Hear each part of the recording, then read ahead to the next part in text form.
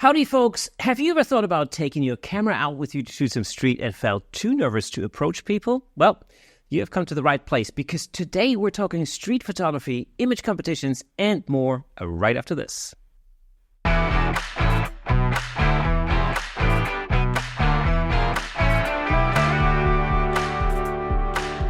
Welcome to Camera Shake, where we bring you the insider scoop on all things photography and videography, giving you a unique opportunity to stay ahead of the curve.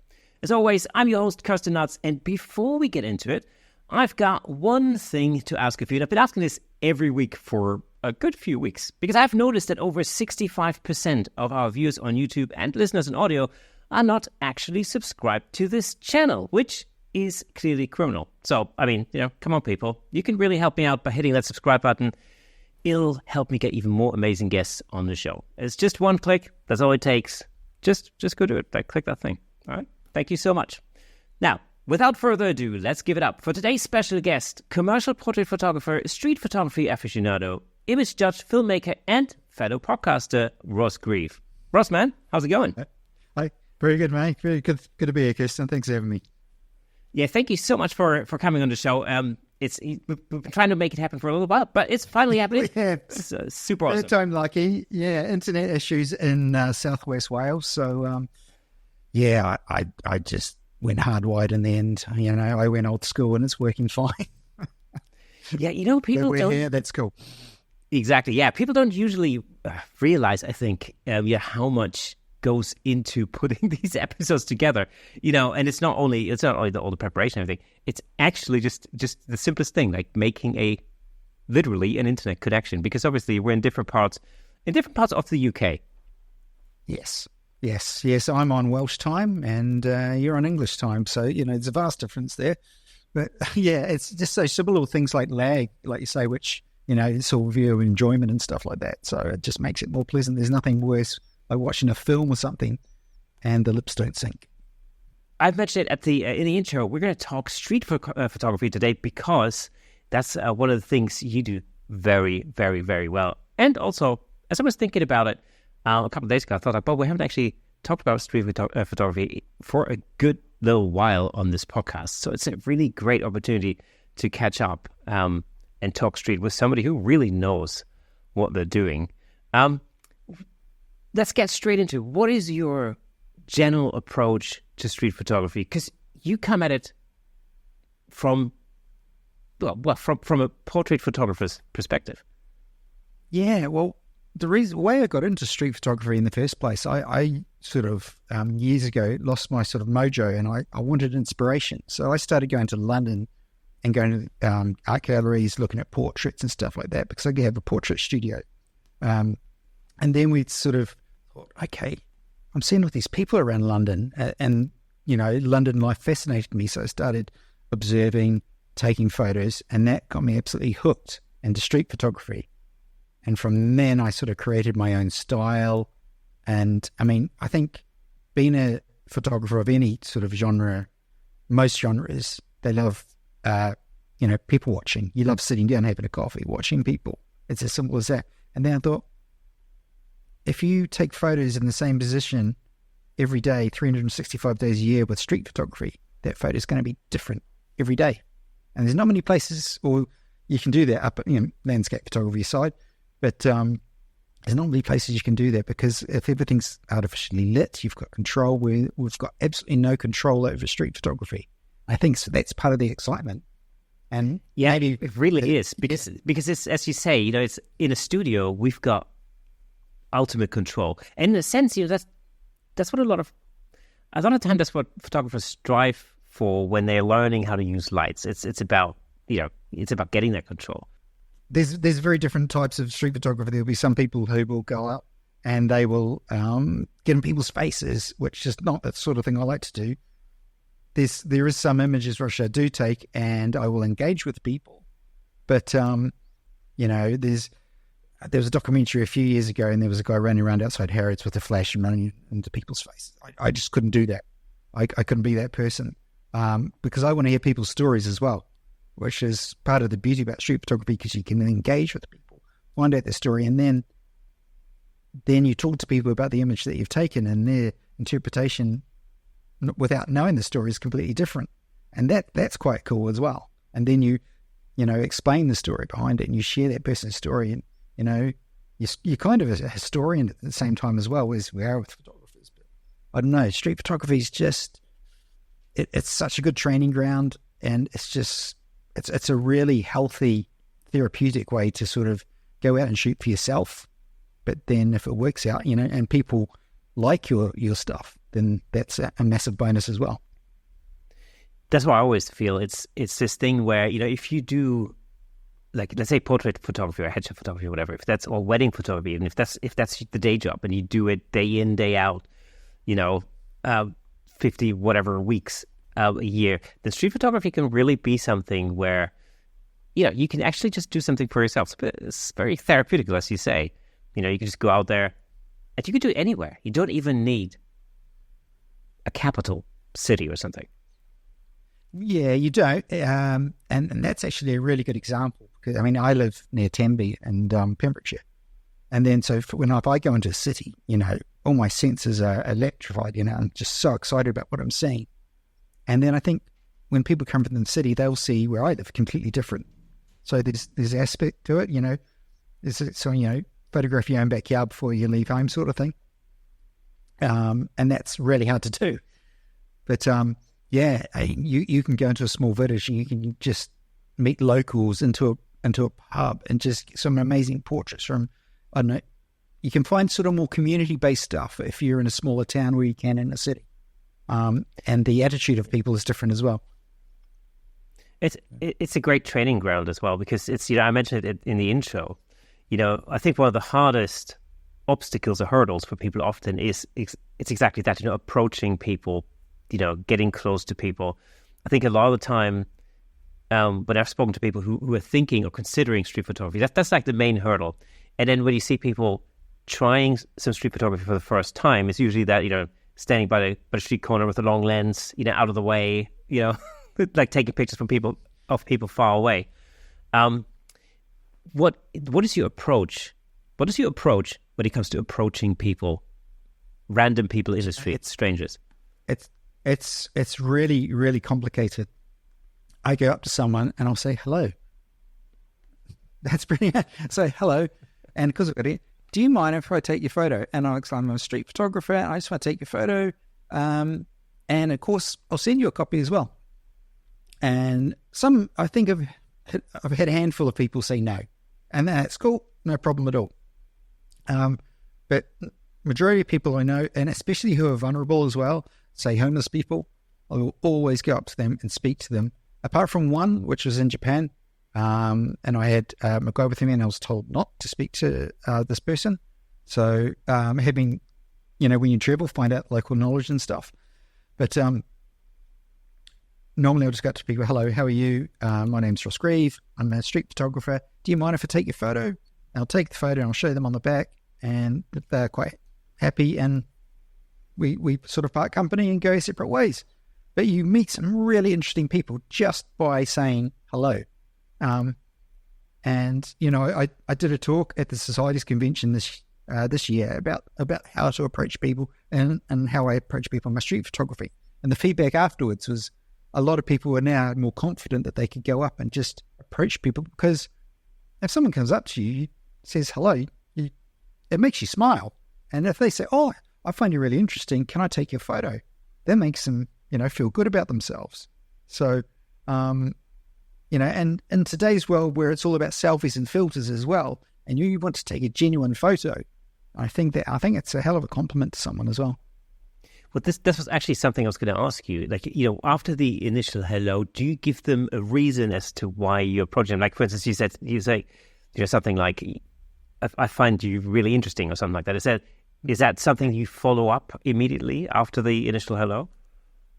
Yeah, absolutely. It's all in that sort of, you've got about 5 seconds to get that person's attention. So you're going to say, hello, I'd like to take a photo because, and then just engage with them. And if they say no, it's no problem at all. Enjoy the rest of your day.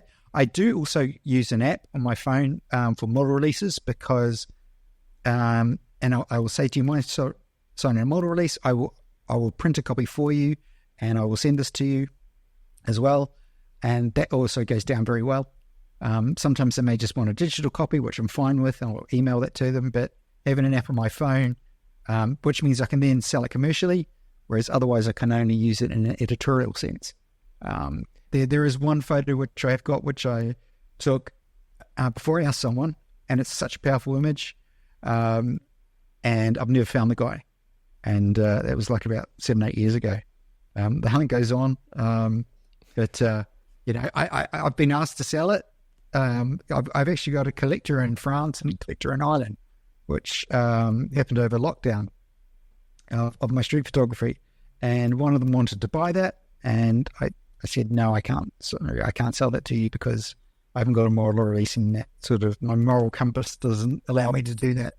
So I think if they are going to be in the photo and I'm going to use it commercially, I think the subject should benefit from it. So I think that's only fair. And I think that's something that a lot of people, that's something that a lot of people wonder about is, what the legality of it is. And I know it differs from country to country. But over here in the UK, what's the sort of legal underpinning when it comes to taking somebody's picture in the street, for example? So being in the street, you can, in a public place, you can take a photo of anything, anyone, really. But it's how you use that photo. Now, you talked about someone standing on a corner with a long lens. To me, that's really creepy. I use I've shoot on a medium micro four thirds camera with a 15mm Leica lens, so it's equivalent to 30mm. So it's a prime, so my legs and my zoom. But I will go up to people, they will see me. So I'm sort of, people can see me, and if I'm going to take their photo, great. Sometimes I will take a photo beforehand, but if someone's in that or they're identifiable, I will let them know I've taken that photo. And because you've seen some on my work as well, there's a lot of drag shutter, which eliminates the identity of people. So I've got the anonymity. But my sort of process is, I'll go up, take that photo, they'll know I've taken it, show it to them, and they'll say yes or no and move on. I'm not, and because my camera is small as well, and this is another thing, if you're going to go out and shoot street photography, I don't walk around with a massive camera.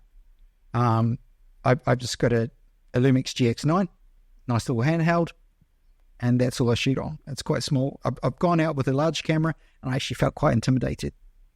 I want to make myself look like a tourist, not a photographer, if that makes sense. So I want to be seen as not a threat, because it's I know it's a weird thing to say, but I don't want people to feel, because if I've got a massive big lens, people are going to be quite intimidated about that. They're going to, oh yeah, okay, what's he up to? And especially being a male in today's world, with you standing there in a corner in a park with a long lens, it's weird. But yeah, going back to the question, so my understanding is you take a photo, and then if you want to use it editorial, and it's in the public interest, you're allowed to. If you want to use it commercially, then you must seek a license for a model release, and also certain buildings require permission for those to be published as well. So it's worth doing a little bit of research where you're going, and like you said, in different countries, different laws, so do a bit of research where you're going as well, because different laws apply. So just be a bit savvy, and I think just be courteous to people. It's as simple, just be nice. And if you're nice, you'll get great images. I think that's the thing. I've been places and markets where I've been told to get out because someone a few hours before has caused havoc. But that's involved. Then I've stood there and actually explained to the guy what I'm about, showed him images, and we've had a 40-minute conversation. We've swapped emails, and then he's invited me back. So that's the power of conversation is extremely strong in street photography, where a lot of people just think you hide in a dark alleyway. It's to me, it's not about that. It's about engagement as well as getting beautiful images. And of course, then there are people also in this sort of world of street photography who say like, well, if you do approach people beforehand, then of course you lose all the spontaneity, for example, and you're not really getting a true street scene And, because when people know that they're being photographed, all of a sudden it's more posed. How do you feel about that argument? I agree with that. But then that turns into street portraiture, not street photography. So, right. So 100% agree with that, because you do lose that spontaneity if you go up to someone. But that normally happens to me. It's an interesting person. It's an interesting group of people. And I actually need that little bit of element of control just to get the image, because they're either going to walk off or they're distracted, they're turning around. So I just need that little bit of engagement. But there's some images. There's an image I took of a couple outside the Northern Line. We spoke to him beforehand. My friend Matt Jacobs films me from Narcosis Pictures. He actually filmed me doing my street photography. It went out for a day. And so one of the last photos he took of that day. And there's a couple sitting outside the Northern Line. I can't remember the station. The guy was ex-forces. I can't remember what the girl did. They had just come out of rehab, and they went arm in arm sitting there, keep each other warm. And I said, "Can I take your photo?" "Yeah, cool." So I just crouched down, and I saw these people coming out of my eye. I shoot with my left eye, so I'm always looking with my right eye what's going around when I'm doing my street photography. This couple walked in the station, arm in arm, and in the background, there's just out of focus, arms wrapped around each other, and they're heading home when you've got this homeless people just in front of you there. And the irony that happened, and that wasn't staged, but we still had the element of control, because I wouldn't have been able to get that close to someone. I would have felt uncomfortable. They would have felt uncomfortable. What are you doing? But it was just, they just looked straight ahead, and this other couple moved through, and it was just, wow. It was, yeah. And then my battery ran out on my camera. So I couldn't even show the couple the photo I'd just taken, because the only time I could see it was when I went home. So I was just like, oh my God. So, yeah, we gave her some money as a thank yous. It was the best we could do, really. It's just so sad, because people should not be homeless in the UK or any developed country. It's ridiculous. That's the thing. I think once you go out there and you start observing the environment more closely, especially in a big city like London, whether it's London or Paris or Berlin or wherever you may be, it is, once you start observing your environment actively, it's quite incredible what you start to see all of a sudden. Because, on a regular day-to-day basis, when you're rushing through it, getting from the train station to the office or to a shop, and, you tend to miss a lot. And this is the thing I love about street photography, is this thing where you can take the time, you can slow down, you can observe your environment. That's actually one of the reasons why I'm really interested in using film for street photography. That's something I've recently sort of got into, because again, it slows down the process even more. Yeah, that's really interesting you say that, because I learned on film. So when I photograph my street images, I know that feeling when you take a photo, you've got the image, move on. And that's I don't sit there and take 50 photos of the same thing. I'll maybe take 3 or 4. If I'm dragging the shutter, it may take a little bit more just to get the timing right. But otherwise, got the image, move on. And going out, if you need to be disciplined, and shooting on film, you have to be very disciplined. But that's going to be an amazing experience for you. I think I might have to come up to London, and we should go for it. We should go for a beer and do that. Actually, go out for a day doing street photography would be brilliant. Absolutely, yeah. So that's the thing. I've just started moving into film, I've taken a camera to Germany for a weekend, just to try out a few things. I haven't actually developed the role yet, so I'm not really sure whether they even came out. No idea. I mean, in theory they should have, but then you never know. There might be some broken seals in the camera. Who knows? I don't know. Might be light leaks. I don't know. And that was part of the excitement. You'd send your film off. It would come back a couple of weeks later. Oh, well, cool. Brilliant, amazing. And then you're reliving your holiday or wherever you've been all again, where it's, with phones and cameras, it's great that we've got that instant result. But, when we're shooting weddings and portraits and that, we would still have to wait for stuff to come back. But you trusted your camera. You knew the light. You understood the light. And And, you know, we talked about street photography being a really good training ground because light always changes. There's always a different scenario. So you do get on, you've got your thinking cap. But a really good thing to do if you're shooting digital, just turn the back of your camera off, just use the eyepiece. Or don't chimp, man. By chimp is, just checking your photos all the time. Just take the photo, move on, look at your photos at the end of the day. That's a really good habit to get into. Yeah. And then you'll surprise yourself because at the end of the day, you'll have some absolute gems.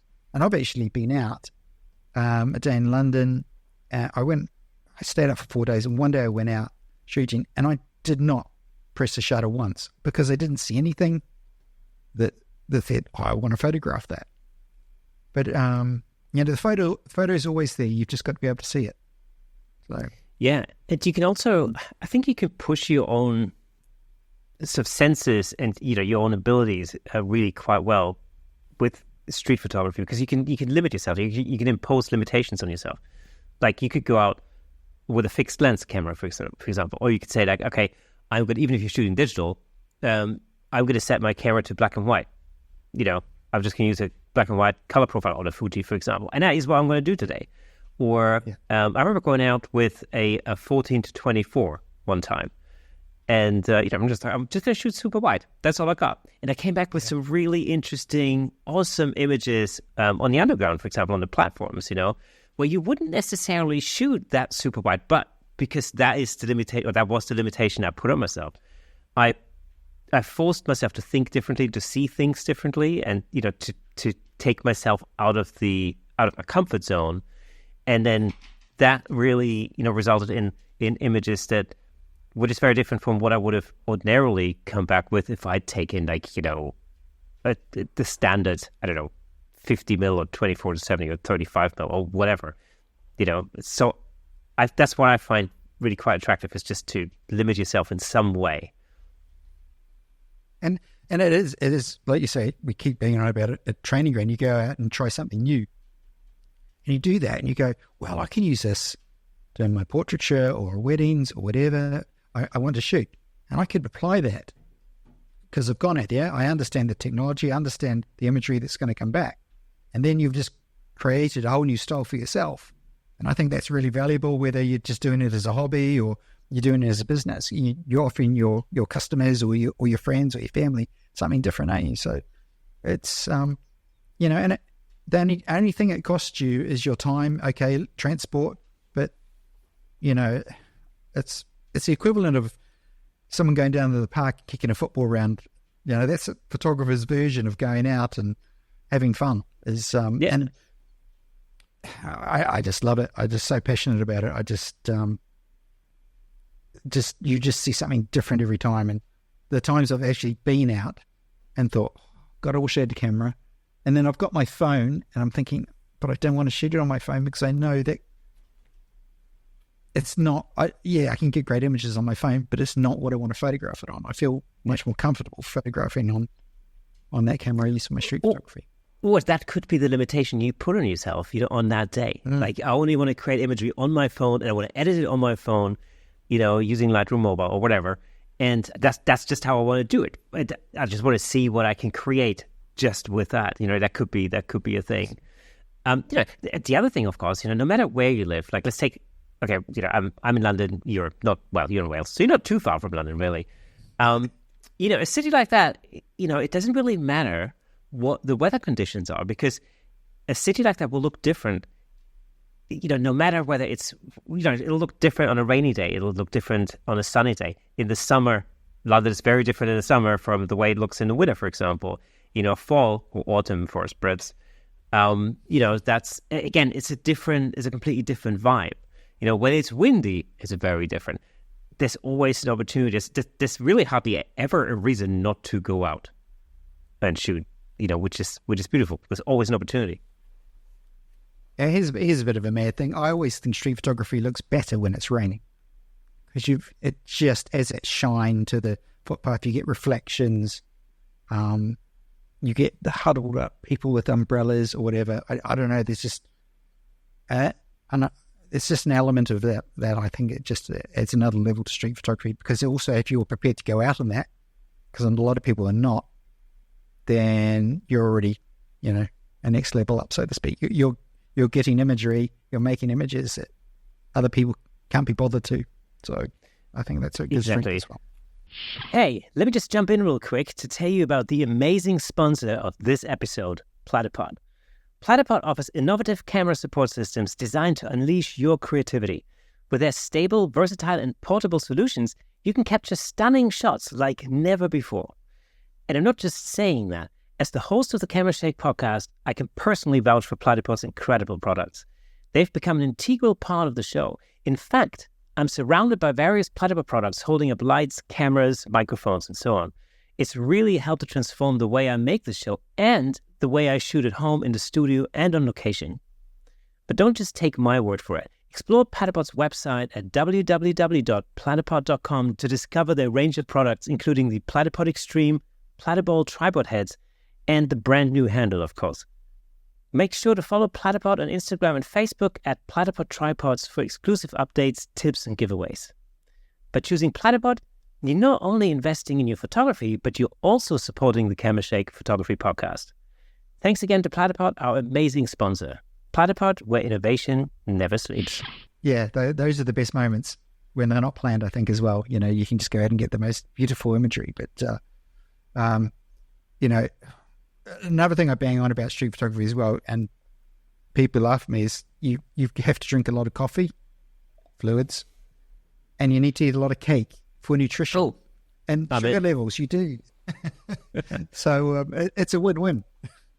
So I need coffee, I like cake. Yeah, win. Yeah, absolutely. This could be dangerous doing that in Germany, terrible. Like there's coffee and cake on every bloody corner. Like everywhere. I have shot street photography around Cologne. That's a pretty cool city, actually, to photograph as well. When, Photokina used to be on. Yes. But, that's a pretty cool place to photograph. Berlin's on my list to photograph places as well. But, they say there's some quirky little towns around the UK, and look at your own backyard and your village and stuff. Locally to me, there's a really cool train station. So I want to go and photograph that quite a lot. Just, sort of the interactions of people, how they're waiting for trains, whether they're buried in a book or they're looking at their phone or they're talking to someone. It might just be the train coming in and people getting on and off it, and you've got that movement of people getting on and off, so which is really interesting as well. So, God, we're quite spoiled, really. It's just day-to-day life spoils us as street photographers. Yeah, and of course, again, as you mentioned at the beginning, just practicing on your own home turf can be a really great opportunity to just getting used to approaching people, for example, and because they're local, this might actually be a little bit easier, because you might even know some of those people. Well, that's a big help, actually. You can go into like your local shops. A good point, if you wanted to start approaching people, start in your local town or village and go into your shops and photograph your local butcher, your baker, your pub landlord. Good reason for a pint. Support local business. And your news agents. Those are all really interesting characters, because those people have to engage with people all day long, and if you're actually giving a little bit back to them, saying you're pretty cool, you're really interesting, can I photograph you? They'll put it up in their pub. Oh, who took that? So and hopefully things will snowball. But yeah, there's just on your doorstep, even relatives and that, if you've got grandparents around still, or uncles, aunts, you can tell a story or two. Those are going to be great. They'll probably say, no, I don't want my photo taken.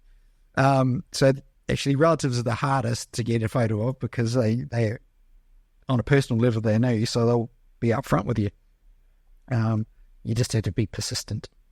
It's really easy. Easy prey, dog owners. Dog owners love it. Oh, yes.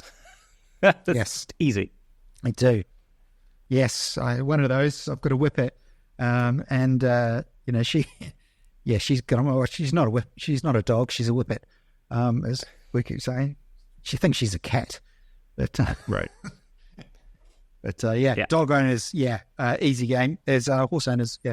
What's your favorite town to photograph in, or your favorite city overall? Well, London. I'm torn between. Oh gosh, London or Tokyo would be it. So worlds apart, cultures apart, but the imagery is actually quite similar. London, because of the tube, I love that. I love the grit and grime of London, whereas Tokyo is actually quite pristine. But then you peel back that layer, that facade, and you start to see what's behind it. I photographed homeless people out there as well. And you just start seeing sort of behind the scenes of a city. And that's the beauty about street photography as well. You start peeling back these layers and actually finding the truth about a city a little bit, because as you arrive as a tourist, you're like, wow, this is amazing. And you see all the glossy stuff, the cool stuff, the stuff that's, everyone knows about, that's advertised. And then you start looking around a bit, and then you see, actually, that's a little bit sad. And, okay, don't like that so much. And that's everywhere. It's not just those two cities. That's just life, unfortunately. It's worth sort of looking out for stuff, because you can get some incredible imagery. Like Cardiff, I've got this street I love because it's got all the sort of old posters that they keep posting up for the concerts and stuff. This guy comes along in a cart with glue, slops all these posters up for the concerts, and he moves on. But the street is cobbled. It's got sort of rustic sort of doors and that, and the textures, which is another thing I love in the street photography. I look at textures, light, people, and that's sort of my sort of three main elements that I'll look for. And then I'll try and get a really cool impact or with the techniques I'll use to sort of add life to that photo as well. So, gosh, yeah, I couldn't nail down one city. The hardest city, though, has been Auckland back in New Zealand. So Brilliant. There I'm from. And I think it's because I haven't got an accent. Whereas yeah, that might be true. As having an accent, you can get away with more. And so if you've got a localized accent, people still tend to fob you off more. Whereas having a non-localized accent or any sort of a foreign accent or international accent, whatever, I think you're a bit more persuasive, and people find you that, where are they from? Most of them ask, where in Australia I'm from, and I get upset. And and then they take pity on me, and so that always works. But Auckland was the hardest. It was that was hard. But you can also look too hard and overlook imagery as well. So it may sound complicated, but it's not. The most important thing is you go out, you take photos, and you enjoy it. You keep yourself safe, and you appreciate what you're doing, and you just start creating a collection and be critical about your own work as well. If someone likes it, yay, and if someone gives you feedback, or what about trying this or that, just look at your imagery a bit differently as well. That's really, really important, just to keep developing yourself as well. And street photography is like just that ultimate training ground. It really is. Just it's like stupid. Yeah, I mean, it's like anything, it's just a matter of practice, really. The more often you do it, the more confidence you'll get at it, the better you'll get at it. And of course you learn how to deal with certain situations that might happen once in a while, like rejection, for example. I've had this where, I've been out with a group of people, somebody sees somebody interesting, takes a picture, they turn around and get upset. And then you have a confrontational situation that you have to diffuse somehow. And that does happen. Somebody gets upset because they think, I don't know, whatever it is that they're thinking, but it may just not be in the moods to have the picture taken, But these are situations that happen. And then it's just a matter of developing the skill to diffuse those situations. How do you deal with that usually?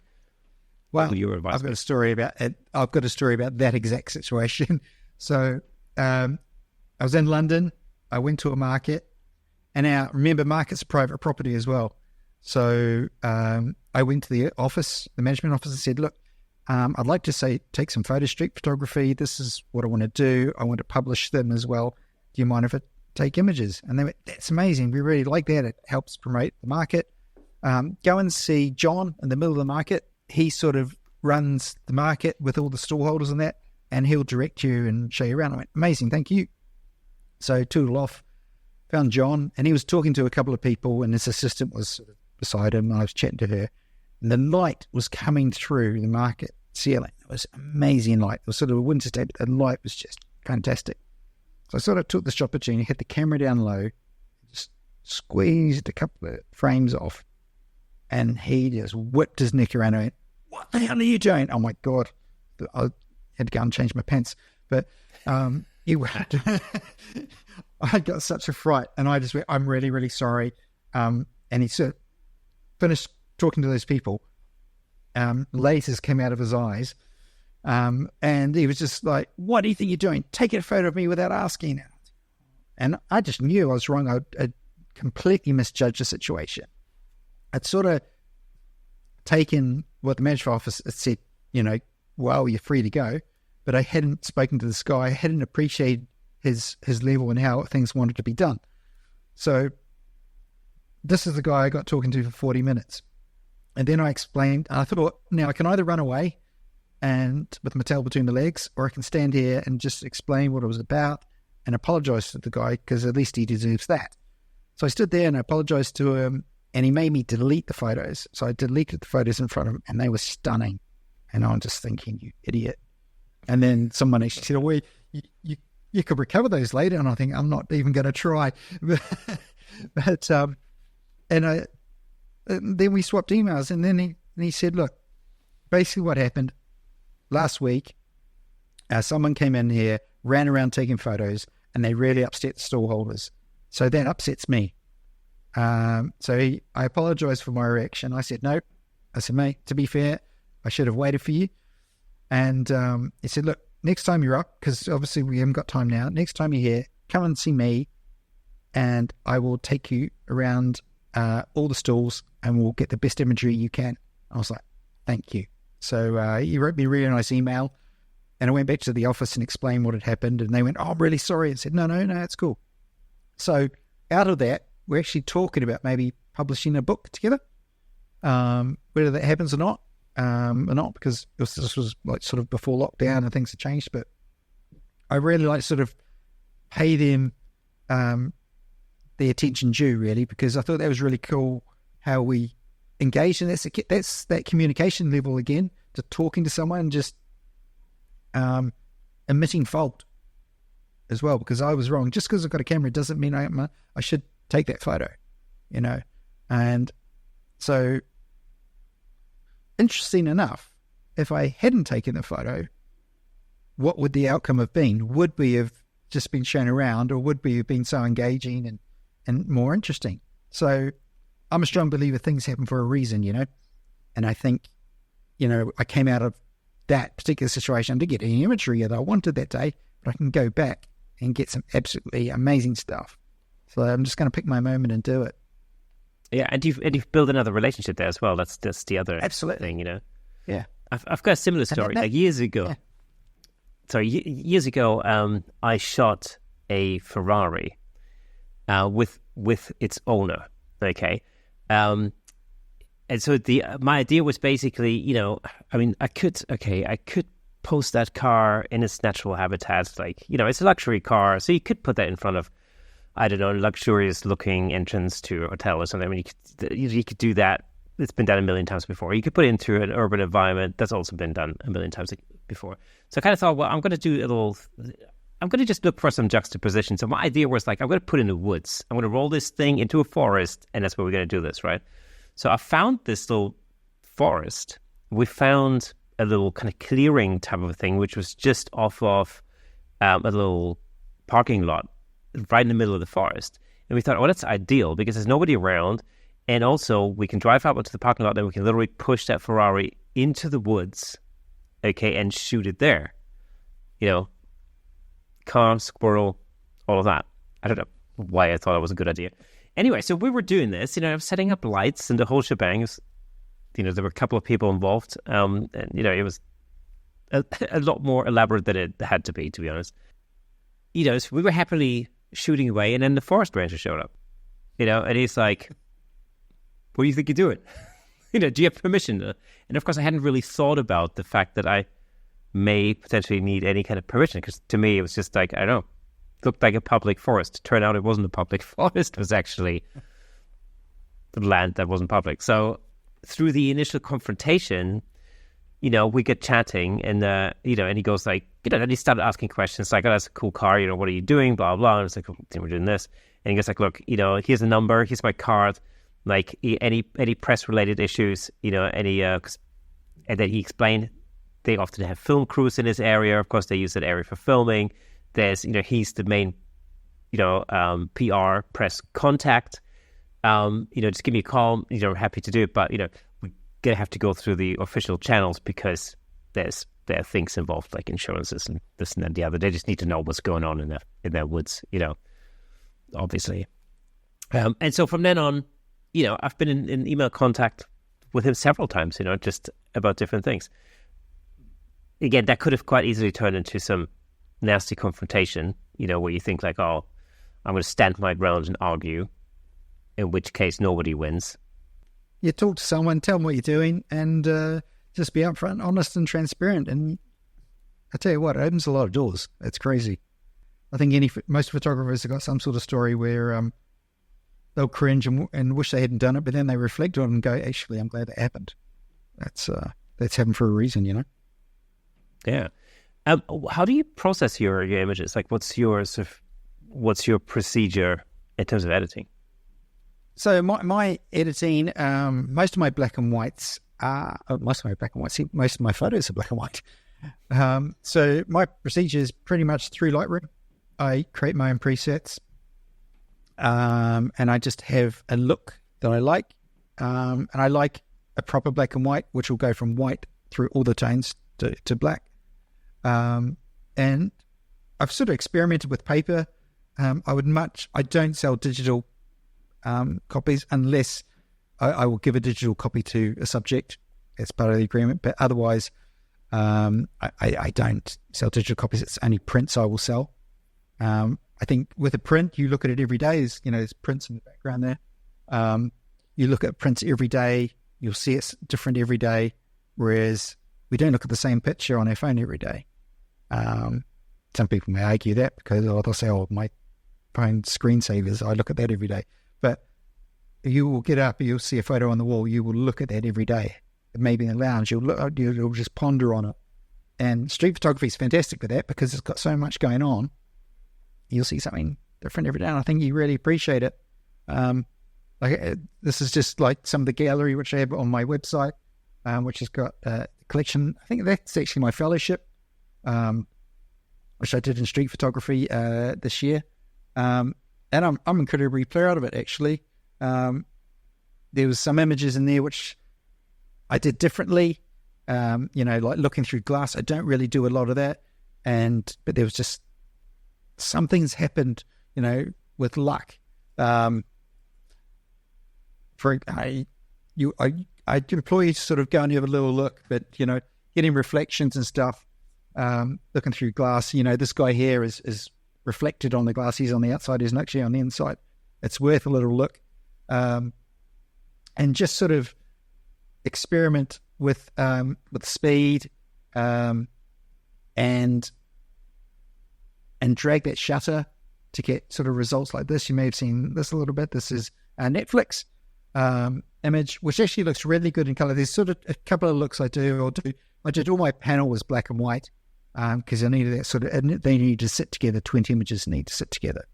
But the actual original of this, I did in a very desaturated, gritty look. So I sort of made a preset of that. So I've got a color preset. I've got this gritty, desaturated look, and I've got my black and whites, and that's the sort of way I choose it. And I actually print my own stuff, which are in the house, and hang on the wall.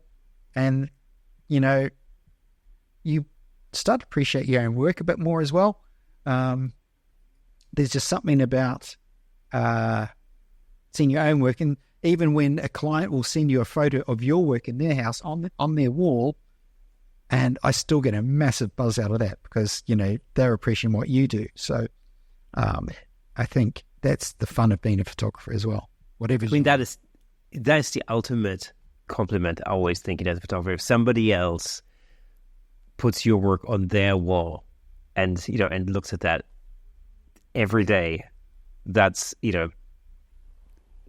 that's just unbelievable. But it is, and even my sister-in-law, she's got photos that I've taken on her wall, and that gives you a massive kick just seeing her kids on the wall and stuff. But even down, like you're talking about process, experimented with papers over the years as well, from fine art to a burrito is my favorite at the moment.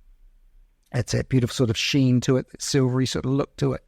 It's closest on a digital print that I can get to, like a lab print, if that makes sense. Yeah. I think of the days when you got develop and fix, and it's just, I think it's a really beautiful paper. But that's another thing.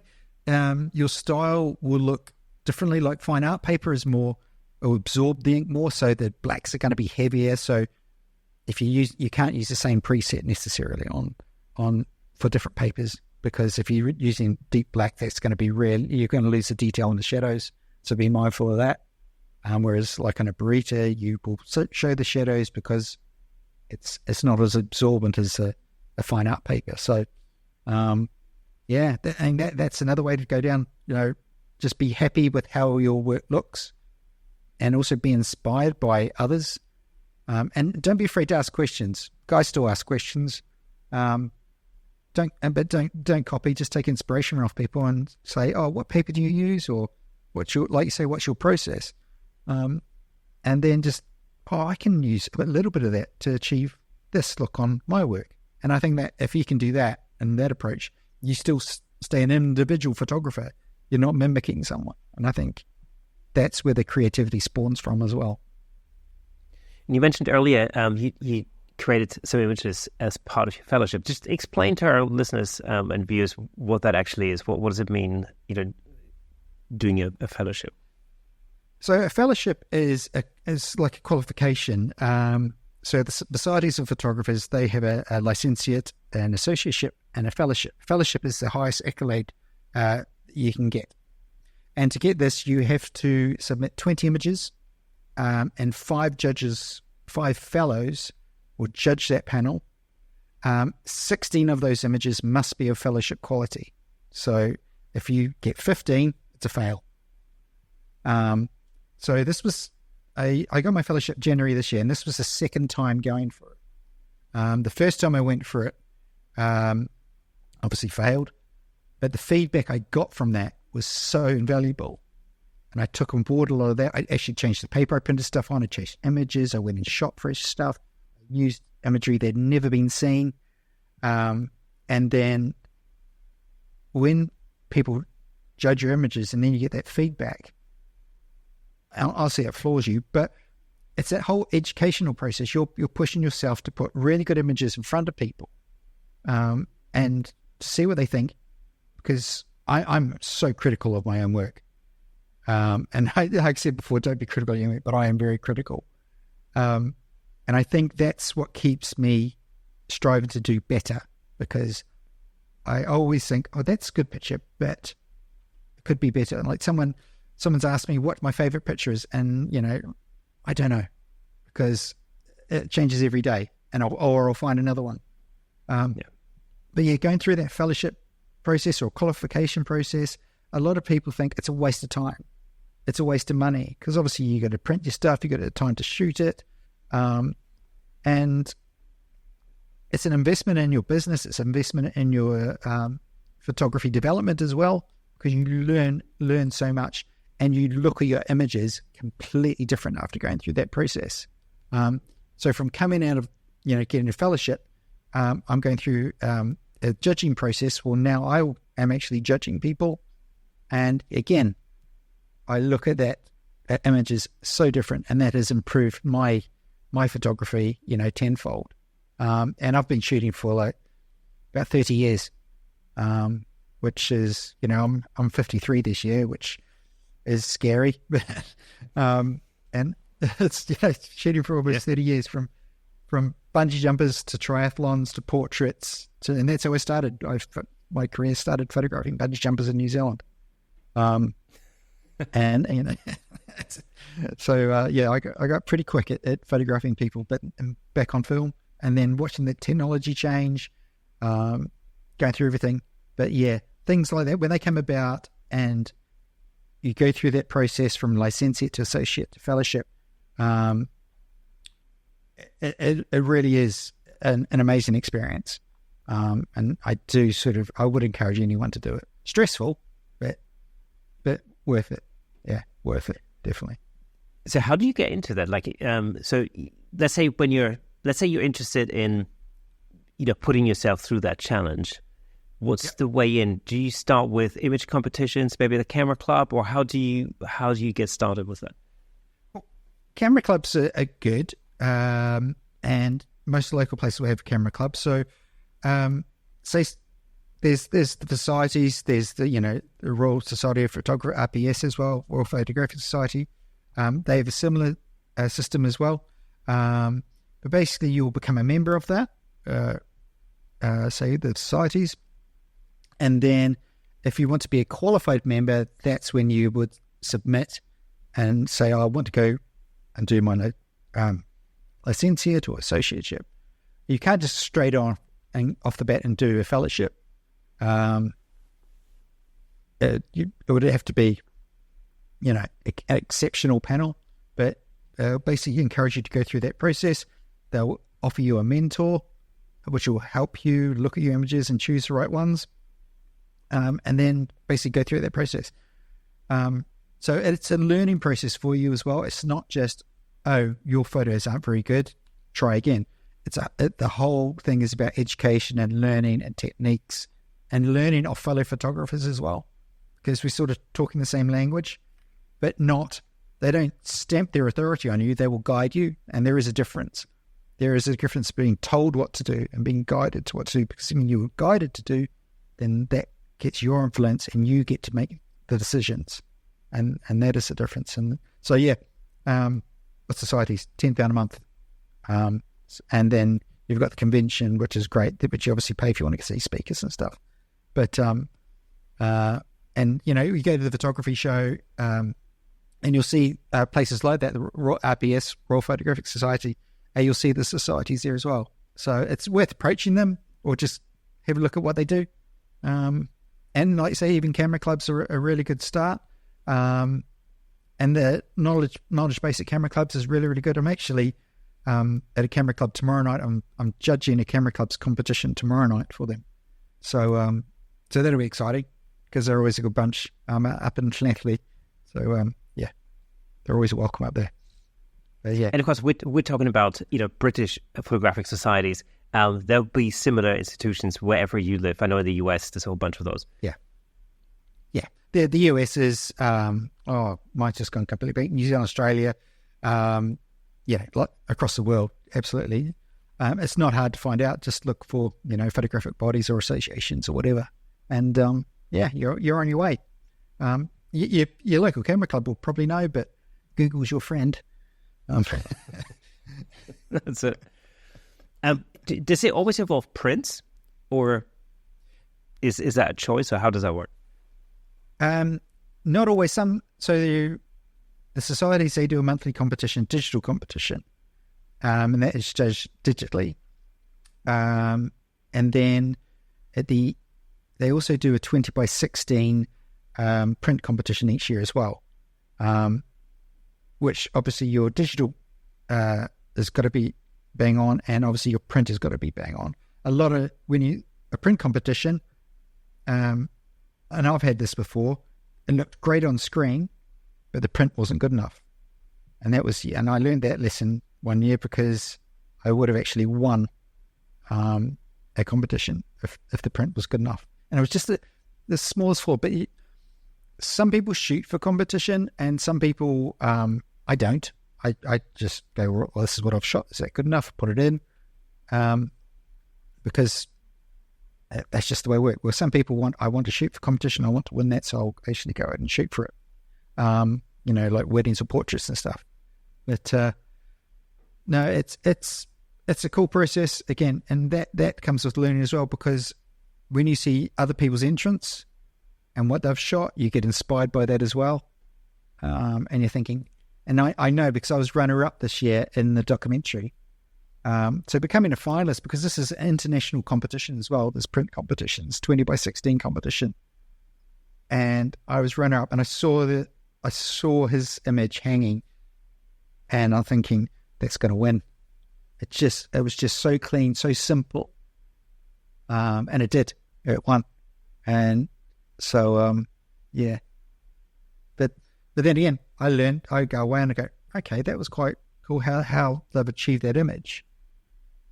What can I do to improve my imagery? I'm not going to maybe my image selection is not strong enough. So there's that I need to come into. So it's as simple as that. I've just chosen the wrong image to enter. But yeah. It seems like there's a lot of levels to it. There's obviously creating a shot is one part. Yep. And then especially with print, knowing the ins and outs of printing is another thing, because that's a whole different science, or art form, I should say, within its own right, because that takes forever to... Because, I mean, that is something I freely admit I am not an expert in by a long shot. Printing is one of these secrets. I think you need to, I don't know, you need to be let into this secret room with a secret key and a secret handshake to understand what printing is all about. I don't understand it. But, that's me, a child of the digital age. Well, not really, because I'm way too old for that. But I sort of missed out. And you're about to shoot on film. Well, I'm shooting on film. Yeah, I mean, this is also part of the challenge, actually, because it is, I think it's good to sometimes challenge yourself with something new, because it gets you out of a rut and it makes you rethink the way you do things, and it fuels your creativity, just in the same way we were talking about street photography.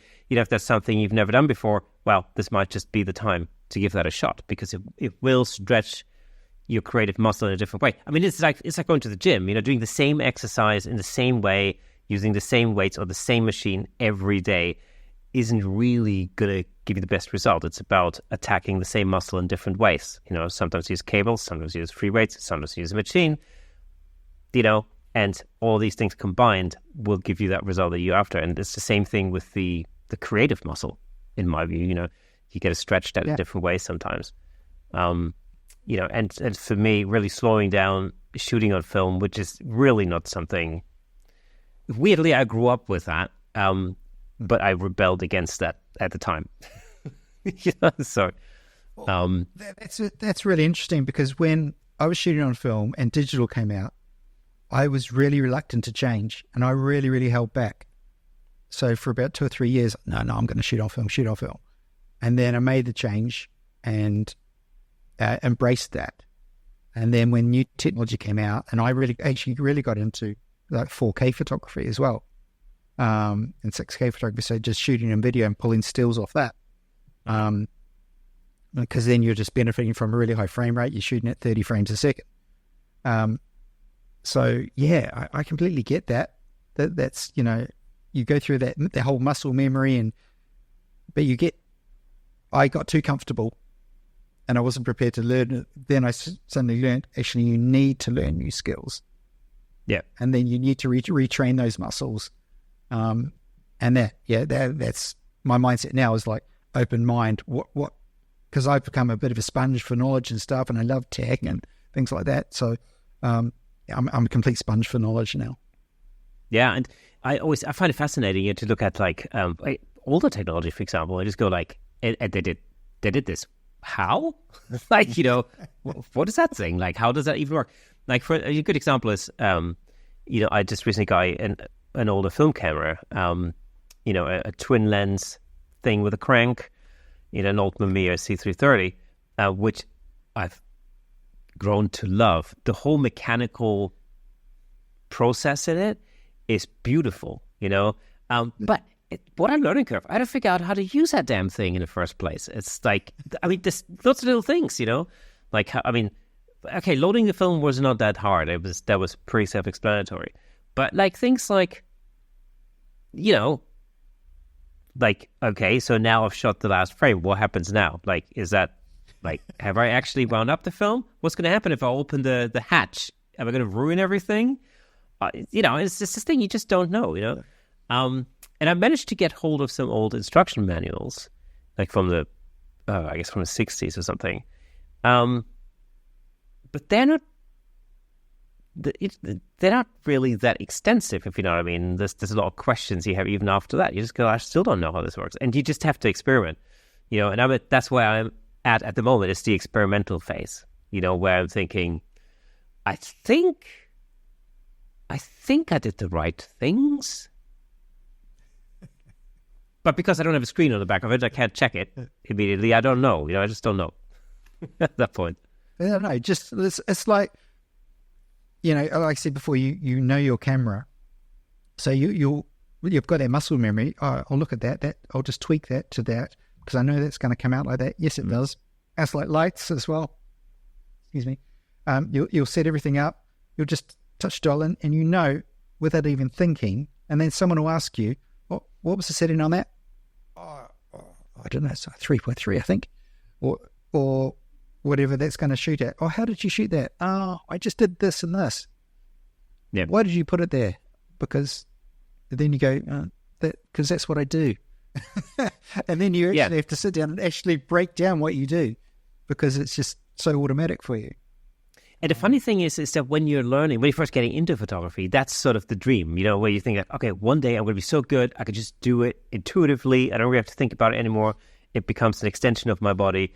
And it's like playing the guitar. Actually, playing the guitar is a really good example. When you first start learning the guitar, you can really concentrate hard on learning new chords, changing from one chord to the next. Once you've been playing the guitar for 25 years, you don't think about any of that anymore. You might just be jamming around. Somebody asks you like, oh, what chords did you just play? No idea. Like, I don't know. What scale did you just play? Beats me. I don't know. Whatever came into my head, Yeah. And then you have to look back and maybe listen to the recording to actually figure out what it was that you actually did. And photography, in my experience, is very similar. But then, finding something, in my case, film, that actually forces me to, like I said, to slow down and to really think about every little thing. I know it's probably, it sounds like a trendy thing to talk about film photography nowadays. That's really not. That's not to me. That's not the point. The point was really I needed to break out of that rut, of always doing the same thing. And I was thinking about it, and I thought I just need a tool that I don't understand. And that camera, I really didn't understand. I still don't understand it really. Maybe a little more, but and it was fun. It was actually fun. It was discovery. That's what it was. It was like a phase of discovery. But then you've got that thirst and that excitement of learning something new. You've got that photo skill background. But like you say, it's that, now, is that going to turn out right? Because we're so used now to just checking. And like you said earlier, don't check your photos to the end of the day. And that's essentially, turn off constant preview, so you're able to rely on the settings. All mirrorless cameras, you can see what the image is going to be like before you take it. Turn that off. Turn the back screen. Yeah. Just look through the eyepiece. Have that set to, just constant. So there's nothing's going to change. And yeah, gosh, I might do that actually. So one of the things that I find actually almost like liberating is the fact that with my camera, it's a twin lens reflex camera. So I guess there's two lenses essentially. If you can imagine, like one lens, which is the taking lens, that's the one that actually exposes the film, and then the other one is basically your that's the lens that you look through, your viewfinder lens, whatever you want to call it. And of course, what happens is as you change, let's say, your aperture on the taking lens, nothing really changes on the lens that you're actually looking through. So you can't judge things like depth of field, for example, at all. So you're completely, you're trying to feel your way around in the dark because you have absolutely zero feedback. So you just gotta kind of guess and trust your instincts. Yeah. But you've got absolutely no way. You've got a rough idea. You've got a rough idea what it's going to look like. Yeah. But then again, of course, then getting used to the camera, getting, films developed, looking back at the shots and judging. So what I do is I keep, I keep a logbook So every shot that I take, I write down the settings for each roll. And so I then go back and I compare the result, the final print with my notes. And then I can cross-reference exactly what's happening in that shot. And I can basically then, that's part of my sort of learning process where I can go, okay, well, this shot didn't turn out well. Let's have a look at the settings for that, and let's figure out what's going on here. Did I misjudge the light? Did I get the exposure wrong? What was it? Who knows? Because at the moment, I'm so new to this that I really have, I don't have that. Interesting as well. Yeah. What would be quite interesting as well, when you're shooting your film, alongside that, shoot a digital shot, same focal length, same settings that you've shot on your Mamiya, and that would be really interesting to see if the results differ much on film or digital. That's a really good idea. Yeah. Yeah, because I know a lot of people do that, like when in order to figure out settings, rather than using a light meter, for example, or an app or whatever, they just use a digital camera, take a shot, check out the settings, and then literally copy the settings over onto the mechanical camera, and then, hope for the best, essentially. I quite like the tension of not knowing until I get the rollback. Yeah, until I get the feedback. It's like. So, and that's the other thing. I spoke to another friend of mine who's a street photographer who basically, concentrate or like what's the word? Focuses on film completely. Yeah. Or specializes. That's the word I'm looking for. Specializes on film, and it was interesting having conversations with him about developing film. Because that's his process. He goes out every day, he shoots a roll of film, then he comes back home and he develops that roll of film at home the very same day. So, now I'm thinking, oh, okay, well, that's another skill set I don't have. This could be interesting. This could be another challenge. That's how I got into photography in the first place. I was fascinated with the whole chemical process. And I just wanted to learn, how do I get that? How does the image just appear on paper? And that's how I got into photography, because I was just so fascinated with that. And I think if you get the chance to go in a lab and print with chemicals, wow, it's an experience. Yeah, absolutely. My dad used to do that back home. And I remember as a kid looking at that and literally thinking that is straight up magic. There's like no way that image appears on that paper without anything other than magic. It's like, how the heck is that even happening? And that did fascinate me at the time. I think that was my sort of gateway into the visual arts. In general, was seeing that happening. Well, then you take it to another level when you do platinum palladium prints, like the likes of Faye and Trevor Yerbury. I've seen them do that process. Actually, again, my friend Matt Jacobs, he's done a film on them as well. But I've just watched Trevor just pour this open, and the image just boom appears. Yeah, and everything has to be absolutely spot on, because that's not cheap. So yeah, well, that's it. That's another thing. Of course, there's a cost factor to it nowadays. Gone are the days where you could buy a pack of, what was it, like a pack of, I don't know, 12 rolls of film for like, a couple of quid or whatever they were at the time. Yeah. Nowadays, back in the day. Yeah, back in the day. I mean, when I was a kid, that was the thing. Of course, in the days before digital photography, that was just how it went. You bought typically, when I was a kid, typically 35mm film. You would get in like big packs, and then slammed it into your camera. Shoot pictures and then drop it off at the lab, or drop it off at the drugstore. In my case, and then you pick them up a few days later. That was the way things went back. That was cool back then, because I used to send them off to the lab, and then they would also transproof them for me as well.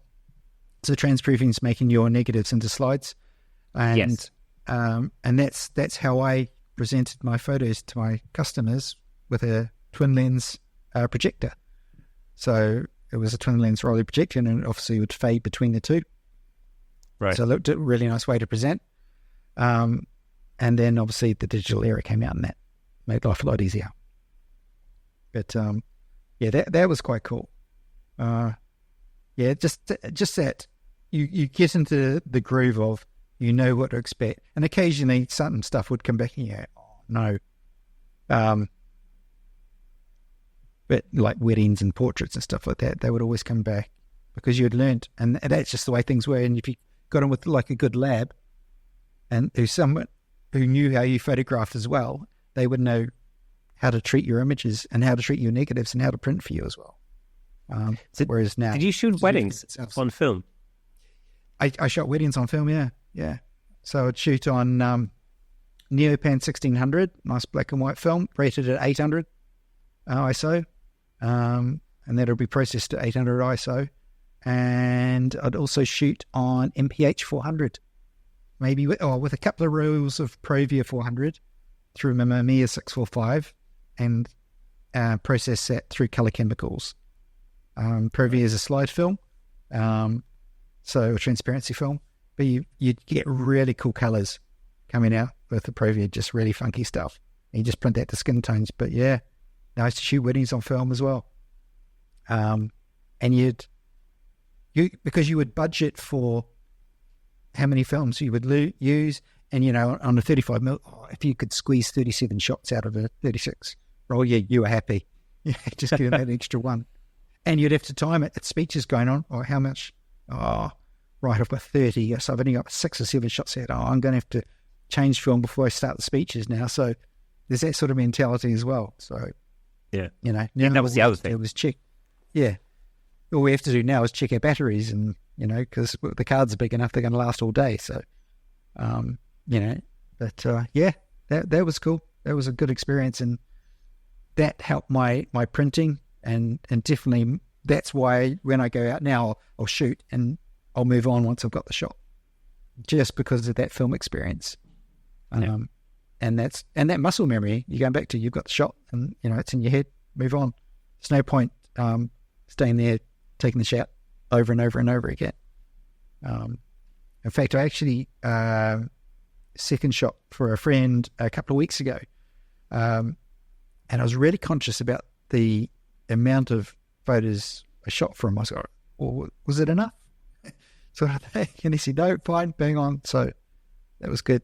So yeah, because when you're second shooting or shooting for someone else, their expectations may be completely different to what yours are. So yeah, it's we all work in different ways. Yeah. What I really love, one of the experiences I really love is the fact that it really forces you to see light completely differently. Yeah. And just a simple thing, like, let's say, I don't know, the Sunny 16 rule, for example, right? Like, I'd go out with that Mamiya, and I'd be looking at the sky and be going, oh yeah, it's F11, or it's like, it's F16, or it's like, oh, okay, we're getting to F8 here now. It just forces you to look at the environment and try and read the light and the lighting conditions, rather than relying on all the tech in your camera, because that camera has zero tech. There's no light meter in there. There's, it's all down to you. And so I got to the point where, when I was in Germany, I was using an app, like a light meter app. And so I would try and judge the conditions and then sort of double check them with the app. And it's actually really surprising how quickly you can get quite good at reading the environment that way. It is. And like, you go in that environment and, like we said, the light could be bouncing off a building or off a window, and that could be creating extra glare off the concrete below, could be bouncing up. So that's going to affect things differently. So you go to that same spot different times of the day, it's going to be completely different. And if there's clouds going over, that light is changing, could be by the second. Yeah, so exactly. You've got that to deal with as well. But it's just really nice and refreshing when you start to think and not become so automated, because I think we have become incredibly automated the way we work as photographers, and it's really healthy just to get out of it. Exactly. Yeah, we've become automated, and also we've become reliant on post-production. As in, like, oh yeah, it doesn't really matter because you can fix that in editing. I hate that line. I absolutely hate it. Oh, I'll fix it in Photoshop. I'll fix it in post. And I think, again, I'm going old school again, but I think because of that background, I try to get everything right in camera as much as I can. And if the only post I have to do is remove a dust spot or an unwanted subject or whatever, then great, because I do very, very little retouching on mine, if any, because I'd rather be out there photographing stuff. And a friend said to me last week, a guy called Stephen Cleary, and he photographs mountain bikes, he does most incredible FPV drone stuff. And he said, when's the last time you actually went out and photographed for yourself? I was going, no, went out, photographed. I don't know. And you spend so much time going out and obviously photographing other people or your kids or your family, but actually doing something for yourself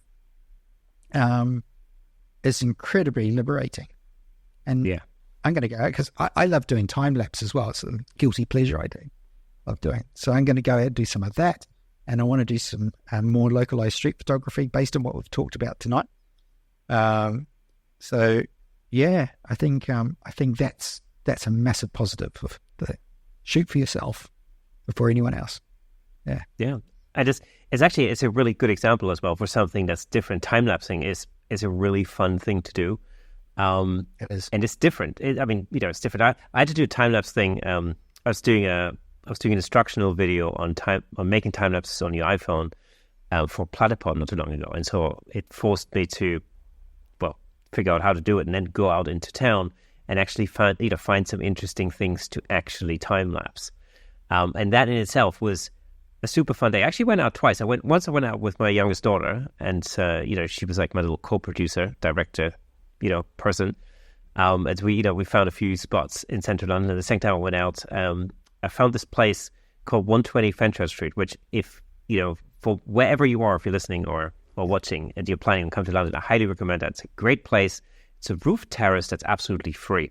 So you get an amazing view over central London. You can see everything from Tower Bridge to the banking district, Canary Wharf, and you can see all the big skyscrapers, the walkie-talkie, the Gherkin, the whole thing, all the way to St. Paul's. It's a beautiful, beautiful view, and it's completely free. Beautiful. So, great place. Anyway, I went out there, did some time-lapsing, and then as I looked down, I could see this construction site.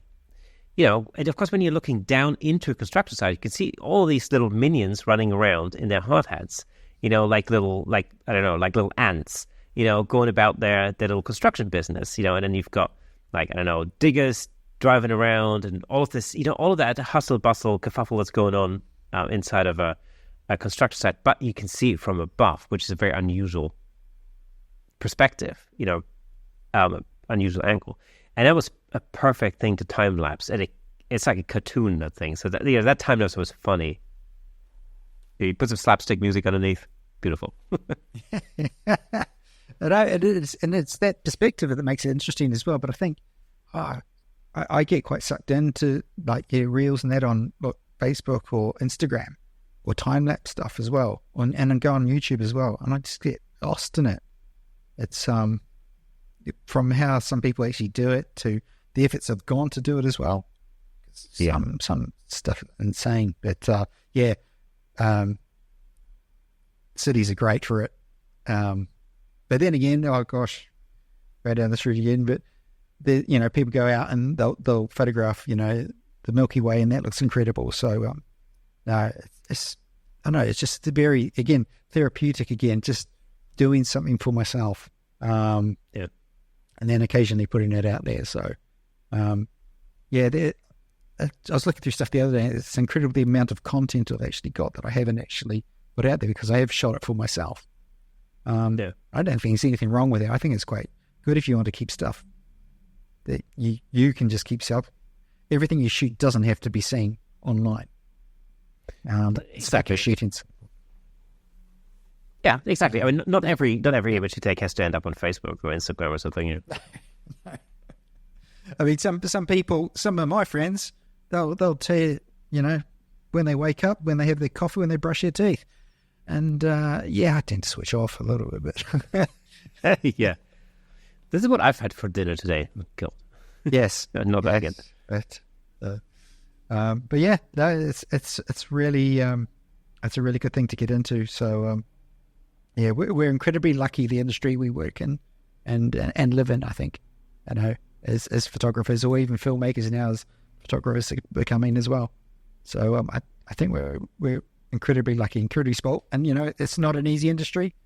It's always been challenging. And I listen to people going, oh no, the word creators comes out now. There's always been challenging elements in this industry, and I think you just have to stick by it, stick by yourself, and believe in yourself as well, and listen to others. It's important. That's the thing. I think that's true for any and every creative art. It's a perpetual. What's the word? A never-ending. I can't think of the other word. Perpetuous, whatever it is. It's a never-ending learning experience. That's the thing. It's like you never stop learning with it, because there's always a new technique around the corner, a new thing, a new piece of technology. AI being the latest thing that everybody's talking about, of course. And then it's got to be something else. Once we're done talking about AI, in a few years' time, something else is going to show up, and then that's going to be the next thing. It's just never ending.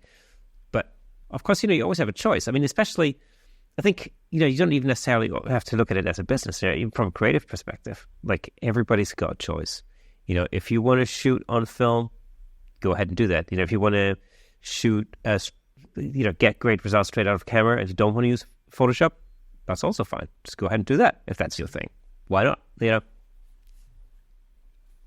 no rules. There's absolutely no rules. Just go out and enjoy yourself. Create what you want to create. Do it for yourself. Share it with family, friends, the world. If you want to, great. Don't if you don't want to. Just get out there and enjoy it.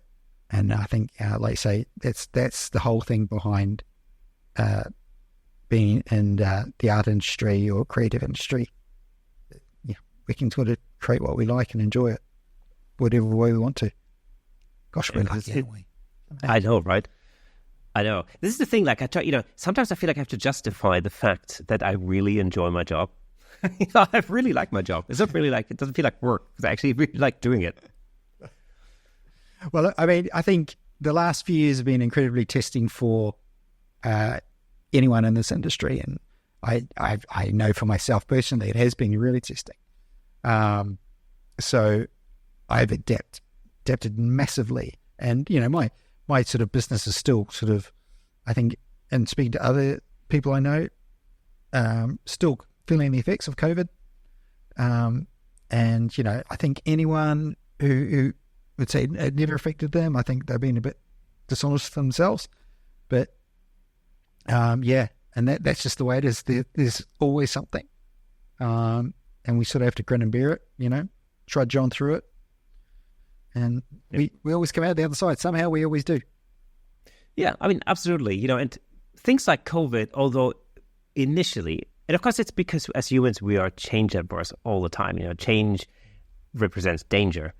From a sort of from an animal. Like, if we think of us as an animal, something changes, our alarm bells start ringing, and we're like, well, this can't be good because it's different, and that's how we tend to react to stuff that's different. Something like COVID comes around, everything changes. Clearly, that's going to evoke a sense of radical danger to start with. But the reality is also, sometimes, sometimes a situation like that will actually lead to, to a new reality that might actually be beneficial to us. And I can only use this podcast again, as a really great example for that, because as everybody listening, I'm sure, will know by now, because I've mentioned it about 1 million times, this is a direct result of the pandemic. And it has changed completely what I do. My business is completely different from what it was before the pandemic. And actually, it's a lot better. It's very, very, very different. It's a lot more versatile, and it's just a lot more fun. And so often there's opportunity. It's actually a lot more fun.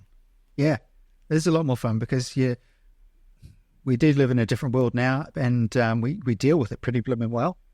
But you're 100% bang on. It's a completely different world we live in. But but doors open all the time, and again, I'd say things happen for a reason, but I think the industry is stronger because the pandemic created a lot more people became interested in visual arts and brought that creativity, which means a lot more people were prepared to share their knowledge, and a lot of people have learned from it as well. So, yeah, it's been incredible times. Yeah, and also, it's exactly, yeah, what's next? But also, it's also created imagery that would have been completely unthinkable beforehand. Like, I'm just thinking, like, those completely deserted environments in big cities like London, for example. I remember this, I don't know if you remember these drone shots of, like, central London being completely deserted. Like, yes, that just reminded me of, what's that movie, 28 Days Later. 28 Days Later, yeah, exactly. Yeah, so, something that we would probably never experience again in our lifetime. No. Touch wood. But, touch wood, exactly. But, no, well, it's a story to tell your grandkids, so to speak, isn't it? So, or what we went through. I think every generation is going to have a major thing, but, we've got the imagery to document it. We can tell those stories because we've been it. We can show it. We can give that visual story now as well. The technology's there to make it easier. So, gosh, yeah, I just think it's an incredible place. I mean, when I go up to London now and I do street photography, people's attitudes are different as well because of that. And which is quite interesting, sort of observing, pre and post pandemic, which means I get different results, which I think it's a little bit easier now than before. I think I think people value life and interaction with people a lot more than they used to.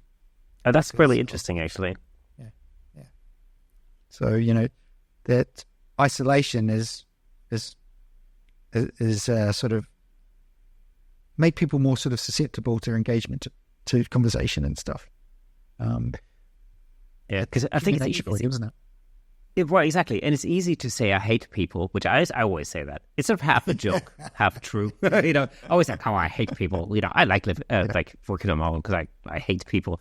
But, of course, when you're in a situation where you can't see other people, that's a whole different ballgame, because now the choice is being taken away from us. Now we're forced to be in isolation and all the rest of it. And I can see. I mean, that's a really interesting thing you mentioned, that you're experiencing people's reactions are different now than they were before the pandemic. Just say hello. It's the easiest thing. And I even do it in my talks. I'll say to people, hello. And I go, hello. Because it's just, what else do you say? You can't say off. Which I'm sure some people would like to, because people are just a little bit more tolerant now. I think, I think society's more stressful, but I think people are definitely more susceptible just to that engagement. And if you say hello to someone, they're going to say hello back, and then you get a conversation, and they smile, and then you're onto a winner. So if you want to get into street photography, this is the size of camera I use for my street photography. That's it. That's all I use. And I look like a tourist. I'm not threatening. I've said this before. So this is a 1.7 15 mil on a micro four thirds system. And this is a really useful tool. So I can shoot waist high. But just look at something like that, because that'll actually help you with the street photography, and that'll help if you go up to someone and speak, take a photo. Great. The eyepiece. Make them feel special. You don't have to look through the eyepiece, but it looks cool, and to take one from the hip. But do those sorts of things, and rather than having a big long lens, and don't be the long lens guy, is what I say. Yeah, especially in a park or something like that. It's wrong on so many levels. Unless there's a sports game on, you can obviously, and people in parents here and you're doing it for the team.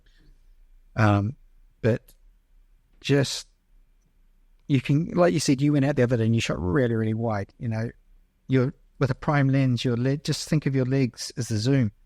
And again, it comes to challenge yourself.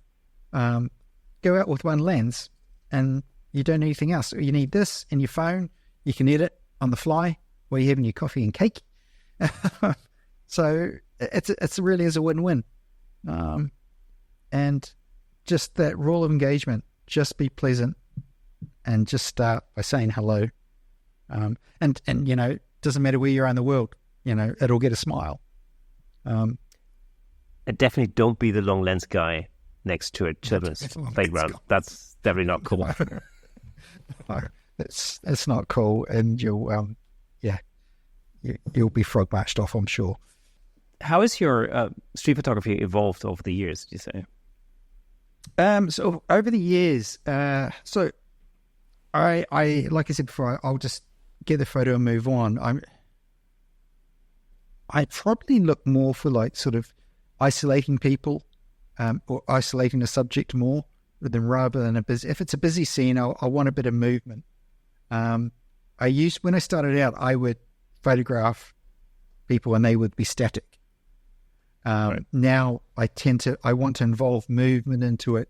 I want to create more of a story into my street photography. So people can look at it and like I say, I've got this idea for an exhibition. So they'll look at my photography, they'll have a story, and the idea is that they'll peel off a piece of paper and the story will be beside it. This is Ross Grieve's idea, by the way.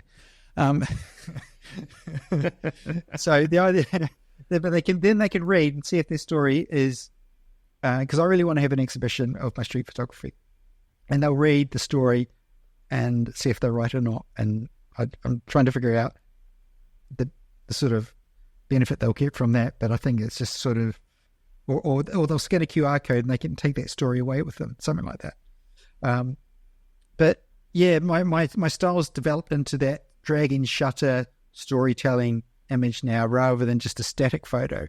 And that was the learning curve. I'd just go out, click, and it's a bit boring. I'm not really happy with that. And they'll go out and I'll try something different, whether I do a really sort of small focal length, which I do try to do.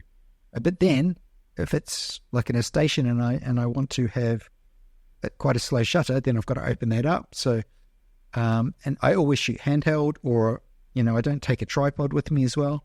I just balance it or against my chest or against a wall or on a rail. Or on the floor, which shot behind me there, it's obviously sitting on the floor in the rain. Yes, we like that. It's all my favorite elements. And she's got an umbrella. But yeah, just that movement or that distance. And the other thing I really, really love is leading lines.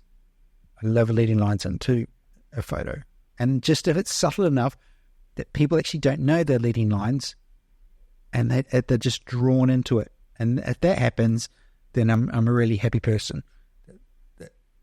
They're enjoying that image without sort of seeing the optical illusion that's making them draw that in. So yeah, that's my ultimate goal, that people understand imagery without too much bother. Before we close out, what would be your tip to anybody wanting to start out in street photography? If you want to start out in street photography, the best thing to do is just get out there. Go with a mate.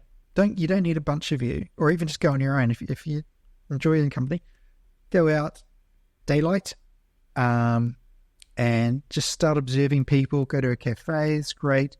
Go to busy places, which is nice, or at city or your village, village greens, park benches, and just observe. Even if you just take one or two photos, you don't have to, go out and think, I've got to take 100 photos. You can just go out and take a couple of photos, and then you'll get into that disciplined mindset. You're looking for what you see. And something I always tell people who are training with, when you look through that eyepiece, don't just look in the middle, look around all four corners as well. And that's when you see the full picture. and you'll also improve your composition. So, if things are off tilt and stuff like that, then you'll start straightening things up. You get everything right in camera, take the photo, and you will know that moment you've got the photo you want, then move on. But just get out there. Don't be afraid. Practice, and when you get the courage up, approach someone and say, hello, do you mind if I take your photo? I'm a street photographer, and I'll quite happily email it. Now, they may not want to give your email to them, so you could, if you've got the facility to, and this has never happened to me, by the way, I've never had someone say, no, you can't send it to me. But if that happens, if you've got the facility to upload to your website that they can download, then that's another way of doing it as well. But yeah, it's just simply get out there, enjoy it, and that's the key thing, enjoy it.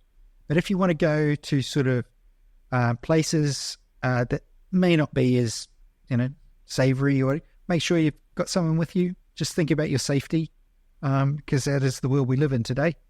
But yeah, stick to the busy places first, and you don't have to go out with the biggest camera on the market. You can start with your iPhone, for example, if you want to. It's not a huge investment. Everyone's got a camera these days with a phone, so you can go out and start tomorrow. Fantastic. Ross, thank you so much for being our guest on the Camera Shake podcast this week. It was a fantastic conversation, and we've learned a lot. Well, I've learned a lot about street photography and your approach. Absolutely phenomenal. So thank you so much. Thank you, Justin. Thanks for having me on, mate. Absolute pleasure. Okay, folks, that's it for today. It was amazing having Ross on the show. And as always, before we go, let me just recommend another episode that I think you'll like. Check out episode 203 with Pablo Giori, where we discuss experimental photography. Super awesome. I'm sure you love it. If you enjoy our content, consider supporting us on buymeacoffee.com/camerashake to help us continue creating and bringing you more exciting episodes. It really does mean the world to us. And for those of you who are listening to the audio version of this podcast, did you know that there's a fully fledged video version over on YouTube with plenty of examples of our guest photography in full Technicolor? All you have to do is go over to YouTube, search for Camera Shake Podcast, and you'll be able to watch all past episodes on there. And if you're already on YouTube, well, of course, drop us a comment, hit the like button, ring that bell, and share with your friends. Your engagement does help us reach a wider audience all over the world. So, thank you for listening and watching, and remember, a new episode drops every Thursday, so mark that in your calendars. Until next time, keep shaking things up in the world of photography. See you next Thursday.